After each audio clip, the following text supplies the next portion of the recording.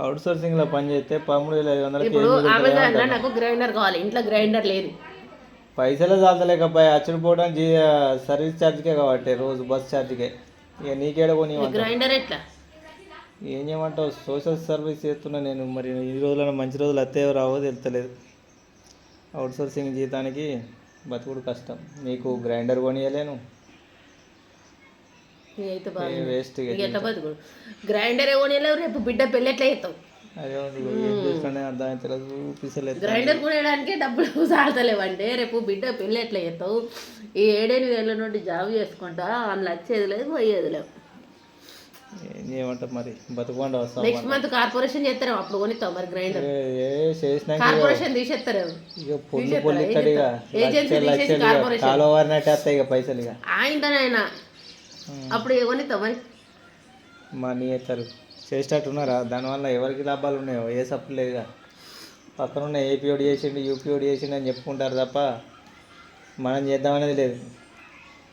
Budget తోటి ఉన్న Telangana corporation అయితే ఒక నిమిషం పని ఆలోచించి చేస్తే ఒక్క నిమిషం పనే. మరి అంతా కాపీ పేస్ట్ చేసే మన్ను ఉంది. ఇప్పుడు వాళ్ళు చేసే ప్రయోజనాలు ఏమున్నాయి అవి ఇక్కడ రిక్రూట్ చేసేటే అంతే.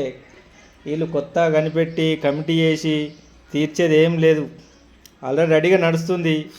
అవే ఇక్కడ అమలు చేసాడు గంతే. అది ఎట్లా చేస్తారు అక్కడ చూసేస్తారు, ఇక్కడ కాపీ చేసి నడిపించుడే గంతే. కొత్తగా చేసేటానికి అయితే తలనొప్పి. చేస్తారు నెక్స్ట్ మంత్ చేస్తారు, ఇంకే చేస్తారు. ఇక చేసి లక్షలు ఇస్తే లెక్క పెట్టుకుంది. తిందామంటే తిండికి లేవు ఈ జీతంలో. వచ్చేదన్నా బుక్క తిండికి వస్తాయో మరి రావు. అది చేతిలో చేయరు. బడ్జెట్ ఉన్న తెలంగాణనే బాకీల తెలంగాణ అయిపోయింది. ఆడ బాకీలలో ఉన్నాడేమో కార్పొరేషన్ చేసి మంచిగా అందరికి జీతాలు ఇస్తాడు. అదే అట్లున్నా మంచిగా ఉండే, కలిసి ఉంటే కలదు సుఖం అని అన్నారు.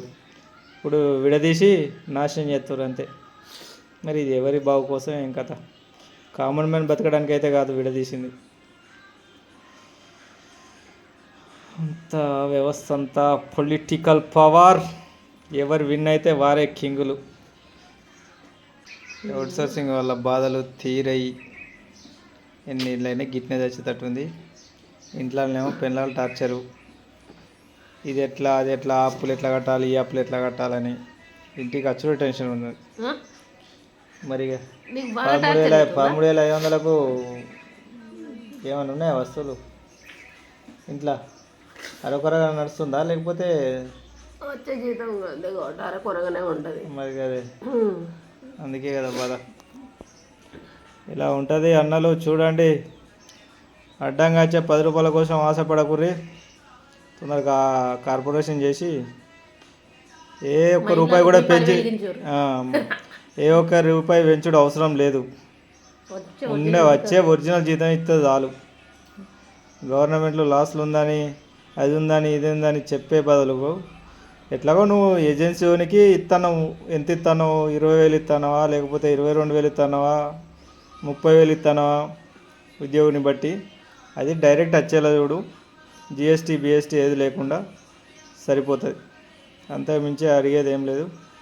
దయచేసి అది డైరెక్ట్గా వస్తే బాగుంటుంది. ఏదో మీ పేరు చెప్పుకొని బుక్కడి బోధింటాం, లేకపోతే గిట్నే ఎండి వస్తాం. ఇది మాత్రం గ్యారంటీ.